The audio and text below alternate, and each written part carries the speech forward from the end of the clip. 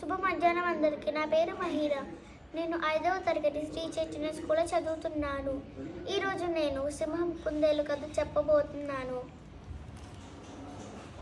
అనగనగనగనగా ఒక అడవిలో సింహరాజు ఉండేది.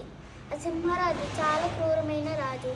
ఎందుకంటే కంటికి కనిపించిన అన్ని జంతువులని చంపుకుని తినేది. అలా చంపుకుని తింటే జంతువులన్నీ చాలా భయంతో జీవనం సాగిస్తే అలా చాలా భయంకరమైన, అసలు ఏమైంది, ఇది చాలా భయంకరమైన రాజుగా ఉన్నారు అని అనుకుంటే అలా ప్రతిరోజు సాయంత్రం పూట అన్ని జంతువులన్నీ కలిసి సింహానికి తెలియకుండా ఒక దగ్గర ఉండి అన్ని జంతువులు మాట్లాడుకునేవాయి. ఏమిటంటే అసలు ఏంటి, మన జీవితం ఏంటి ఇలా ఉన్నాయి, అసలు రోజు భయంతో జీవనం సాగిస్తున్నాం, అసలు ఏంటిది అన్నట్టుగా మాట్లాడుకుంటాయి. అలా మాట్లాడుకుంటే అందులో ఒక తోడేలంది, నాకు ఉపాయం వచ్చింది, జంతువులారా రండి అంటే అన్ని జంతువులు వెళ్తే ఆ ఉపాయం ఏంటని చెప్తే ఆ ఉపాయం ఏంటంటే ప్రతిరోజు మనం ఎవరో ఒకరు మనల్లో ఒక జీవి ఆ గుహ దగ్గరికి వెళ్తే అప్పుడు సింహరాజుకి చాలా వేటాడాల్సిన పని లేదు. అప్పుడు మనం భయంతో కూడా ఉండలేము. అప్పుడు ఈ ఉపాయం చాలా బాగుందని వేరే జంతువులు అన్నారు. అలా ఈ ఉపాయాన్ని మృగరాజుకి చెప్పడానికి వెళ్తున్నప్పుడు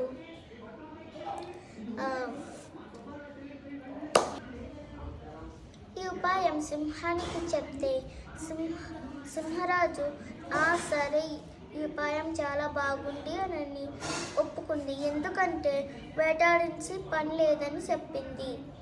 అప్పుడు చెప్తే అలా జంతువులు వెళ్తే సింహం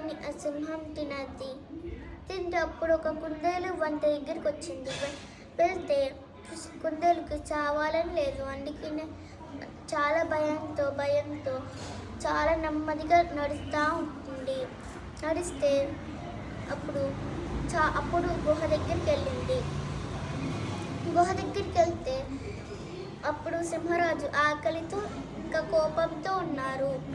అంటే ఎందుకు నువ్వు ఇంత టైంకి రాలేదు, నేను నిన్ను చాలా దారుణంగా చంపుకొని తింటానంటే అప్పుడు కుందేలంది, అలా కాదు రాజుగారు, నేను టైంకి వస్తున్నప్పుడు మీలాగానే ఒక రాజుగారు మీ గురించి నానా మాటలు చెప్పింది, అందుకే రాజుగారు చాలా లేటు వచ్చాను అంటే అప్పుడు రాజుగారు అన్నారు, మృగరాజు, అవునా అయితే రాజేరి అని అంటే